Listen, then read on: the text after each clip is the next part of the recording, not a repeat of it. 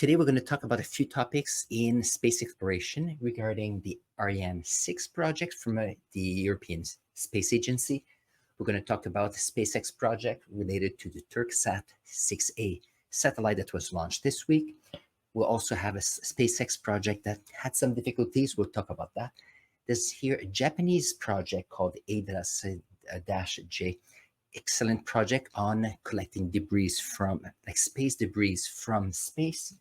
And here we have the ISS and Boeing that are still trying to figure out what to do with the astronauts that are there. So here are the topics we're going to create today. If it happens that you have any questions throughout this session or clarification questions, put them in the comments below. I'll be more than happy to answer them as we are progressing. Our first topic will be about the Ariane 6 rocket that was sent to space this week. So let's have a quick look to see what we got. So this week, we had the European Space Agency that sent their Ariane 6 rocket. It's the first launch, and it's their biggest rocket yet. And I want to show you something that is interesting, just going back. I know I'm just going right in the middle. Very good. So as it is launching, you will notice that this is the biggest rocket. So a rocket that will be able to send larger satellite in space, something that Falcon 9 rockets are doing from SpaceX. And here you'll see that we have two side rockets that are launching this small payload. Now, this rocket is built so it can have up to 4 of these rockets, depending on how heavy they have to send materials into space. So that will be something interesting. The next one is that the fuel that they're using is hydrogen and oxygen. It's a bit more expensive, but so much less pollutant as well. The Artemis project is using also oxygen and hydrogen, and I'm very happy with that. So let's see. So we had the launch that went very well. Everybody was excited. The first launch from Ariane 6, they built their brand new launch pad for it. And there was a bit of delays on the launch because there was some delays on the construction of the launch pad due to COVID. So here we have the launch, beautiful launch from Ariane 6 rocket. So here it was done in the French Guiana. And then you can see here the launch was beautiful. And as it progressed, so here you could see the 2 rockets. For a smaller payload, it can have up to 4 to see how. So the rockets are used just to lift off because the gravity is the biggest close to the planet's surface. So here we're going to see very soon we have these rockets that will have used their fuel, and therefore very shortly you will see it. This is part of the highlights that this will be going. So the feed will be off a little bit, and then these are the rockets leaving. So that was a success, so that the rockets could continue on its rise. Quite nice. So here that was the flexible top where it exposed the satellite to be sent into space. And you're going to see how come we see so don't forget that we are still going up in the sky. This was here the bottom portion of the rockets that was let go. There you go, with success. Very nice. So these were the highlights of the launch. Now let's see if we can look a little bit more on another video. And here you're going to see in the descriptions below, I put the links here for you. So we have here the Ariane 6 first flight clean feed. So let's see if I can go here. I want to show you. So let's get a smaller video so it's clearer. So let's see. So here it shows 5 hours of the launch, but I'll share with you the reason. So I don't want to spend the first couple of hours into space. I want to be able to show you the graph of this rocket. So here you're going to see we have, so here there was the graph here is quite nice. It is the launch with the 2 side rockets. It was let go. And then we have, then it was almost like a free fall of the rockets. Then the engine continued going. The ascension was great. Here we have the bottom part that was let go. And then we have the satellites that is going nicely. So the top of the Ariane 6 rocket looks something like this, with a flexible rocket at the, let's see, a flexible rocket here at the bottom, where it is, you can direct the upper part here. So that is quite nice. Now, something that happened, I want to show you the upper part. Okay, let's see if we can find a good angle. There you go. So as you can see, the upper part here of Ariane 6 was a small payload. So here it was a test load, and we have several satellites that were launched. Here we have little CubeSats. CubeSats are a few centimeters, maybe 15 by 15 by 15 centimeter cubes. And we had also a few other things to launch into space. As far as I know, these were able to launch, and that was not a big issue here. However, what they've noticed is that the third ignition here did not work well. So instead of being able to go all the way to the highest point to launch some of those satellites, here the third stage did not work as well. And therefore the altitude started to go down a little bit. So that was so it was a success all the way to here, which I'm very happy and proud of Ariane 6 team leaders and team members. For the third part, that's something they'll have to look into, keeping in mind that Ariane 6 had signed contracts for much larger satellites. And it seems here that we may have to look at a few things and investigate why it did not quite go as high as needed. So there was something happening right here. I don't have much more information, but all I know is that the beginning 2 phases of the project went very well. So we'll see in the future what else will happen. I don't know if there's anything else. I don't think there's anything else on that video right here. So the project, I think it's a success for the most part. And indeed, people investing in larger satellites will have to see what will happen there. It was its first launch, keeping in mind that when you have a first launch, there's still things we need to look into. So that's the first subject we have here. So here, my second subject is very nice. Let's see if I can do it this. So it is a project called Turksat 6A. So far, Turkey has sent several telecommunication satellites into space to give a coverage of cable, internet, wireless internet, so that and also satellite internet to allow for a variety of people around the planet, especially in Europe, in Asia, and Middle East. So let's see if I can go. So let's see if I can go just a little bit before. So here we had the deployment of that satellite. This satellite was sent into space by a Falcon 9 rocket. So that was early on July 8th. Look at this, and we have, so keeping in mind that the rocket needs to go at a certain speed, certain altitude to let it go. It was a success. I'm quite proud of SpaceX here. And also I've learned quite a few things. So Turksat is here a telecommunication company, and this is the Turksat 6A. That means that it has also several other previous generation satellites already giving coverage in Europe, Asia, as well as in the Middle East. So we can see it goes to Turksat 2A, 3A, and I've heard that there's Turksat 4A, 4B, 5A, and 4B also in the space. Something they were mentioning in the literature I was looking into is that this new satellite, Turksat 6, will increase the coverage of telecommunication and internet in India, Thailand, Malaysia, and Indonesia. So here I'm in North America. Often we think that everything revolves around where we are. I love to hear about projects from other areas of the planet. It opens my eyes, but also is to see, just to reinforce that when you are in one area and you can speak several languages and you have amazing skills, then space exploration is international, and that's something that is amazing. So congrats to Turksat and SpaceX for the launch of Turksat 6A. Very happy for them. Perfect. So on one side of the States, at Cape Canaveral in Florida, we had the Turksat 6 launching. On the other coast in California, we had another SpaceX rocket that went into space with about 20 Starlink sat that went into space. It was later at night, so one was in the morning. It was let's see, at 7:30 p.m., so much lighter, and then the other one was about 11 p.m. Even though I look at my dates, so it was between July 8th and July 11th. I'll have to double check which dates exactly, but it was this week.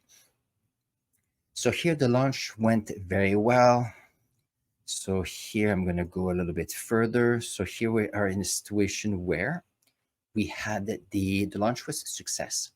We had here the two parts of the rockets that separated. It was not, that was max Q. I want to go to MECO. So what is happening here to my time? Let's see. Might have to do another upload. The internet must be quite busy right now. Okay, so here, perfect. So here we got in a situation where we had here the upper part of the rocket that did its work to disengage the lower part. I'm going to see. It's always amazing to see. Amazing to see. So going to see here, and there we go. So we have the lower part that left quite nice, and then the rocket started. So here you could see we have the protective areas here. You could see it's flapping a little bit, protecting from the cold in the atmosphere and protecting from different debris. So far, this worked nicely. You see here the lower part of the rockets that went very well as well. So, oops, I just want to show we had a good, come on. We had a great view. Let's see. So we had a great view of the 20 Starlink. There we go. Look at this.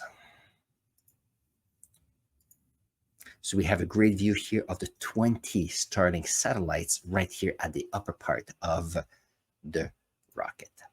So things worked out nicely. The rocket went on, but at some point we realized at about, so after 4 minutes, look at right here, we have the protective part, and look at how it started to inflate like this.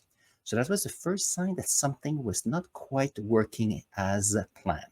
And you're going to see that there's a little bit more ice. So here you could see there was some liquid coming out. So here, from what I've read, it was liquid oxygen that was leaving the upper part here. So the issue with, so here we knew there was an issue with how things were going. I'm going to go a bit further.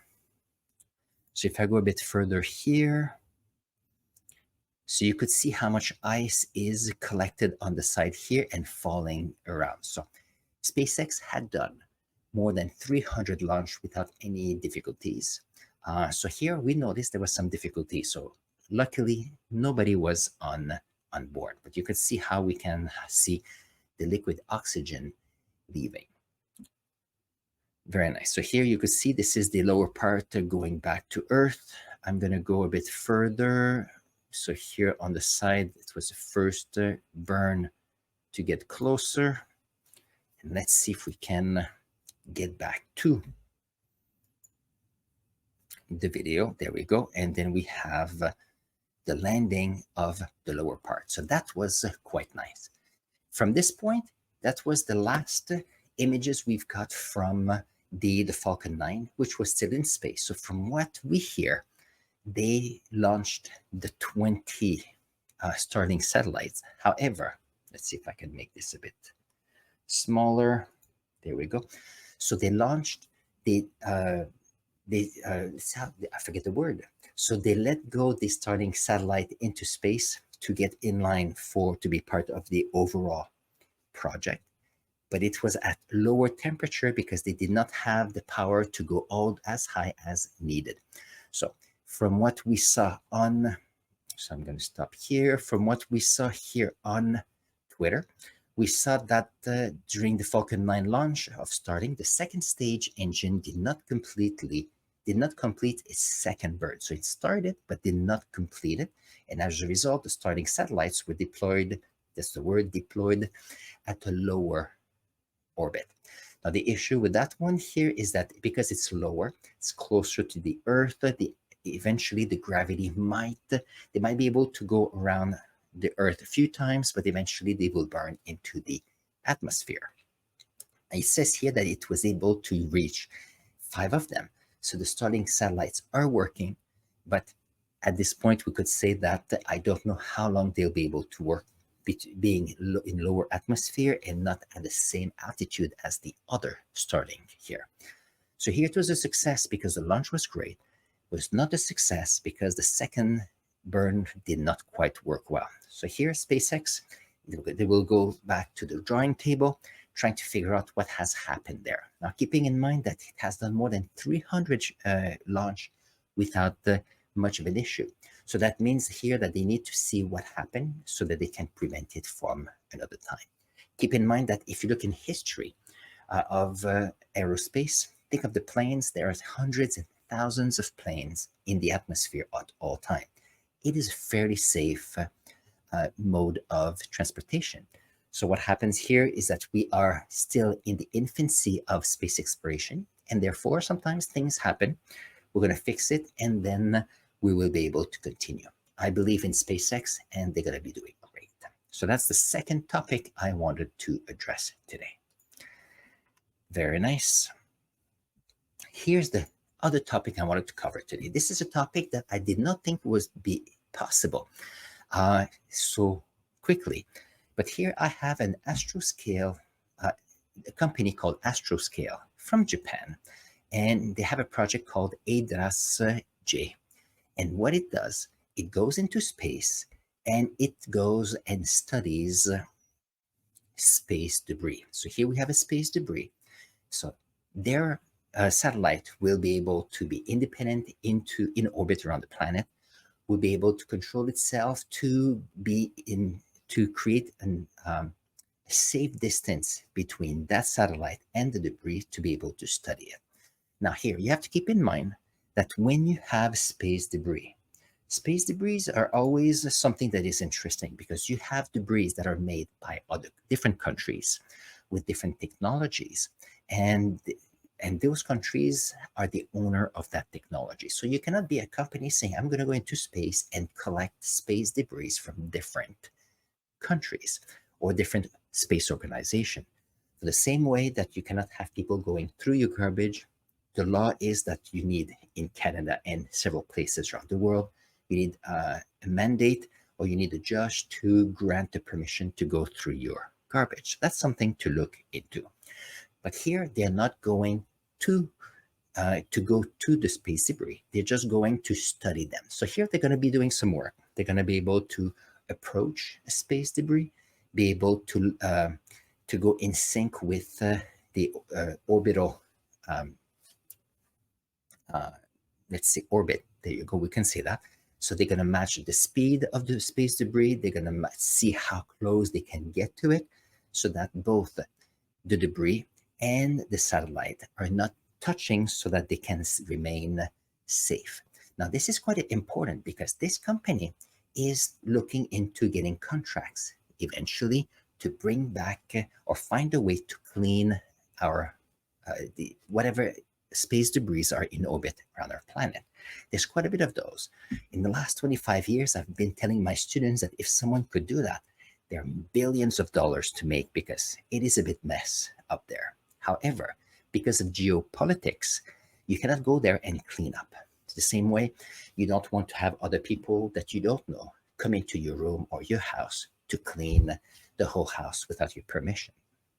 However, they're building here the technology to be able to get close to those debris and study them. So that means that the step between having a contract to go to space debris and be able to grab it or change its orbit to burn in the atmosphere, it's very, very close. So that company is investing in that technology. So that's quite exciting here.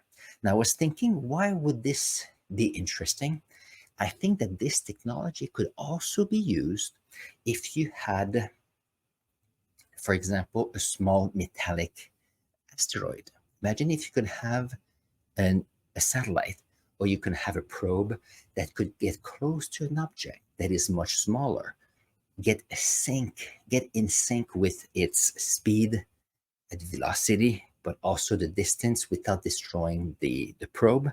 That'll be a great idea for space mining, or even to bring back small asteroids so that the human can mine it. Imagine if we could do that and land one in a desert, for example. Think of how much we can learn from it. Anyway, just a theory, and we'll see what happens. So I'm very proud of Astroscale for what they're doing. I think it's an amazing project. Very good. And here goes our last project for today. This project is about indeed, let's see if I can make this a little bit bigger for you.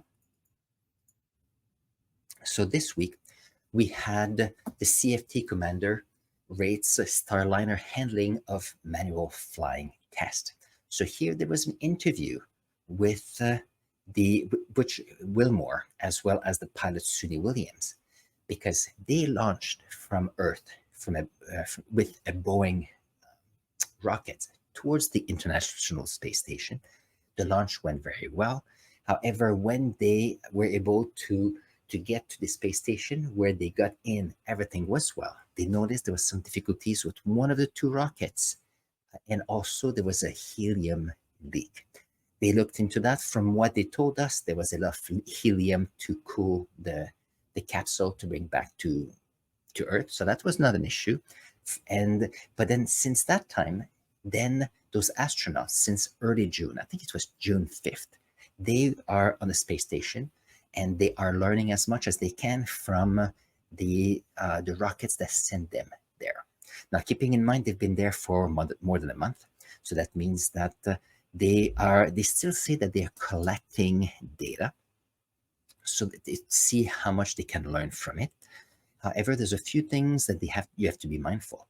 You have maybe 20 to 30% more humans on the space station right now, which are using more resources such as oxygen, water, and food, creating more waste, human waste, and also carbon dioxide. So here we have a big crew on the space station right now.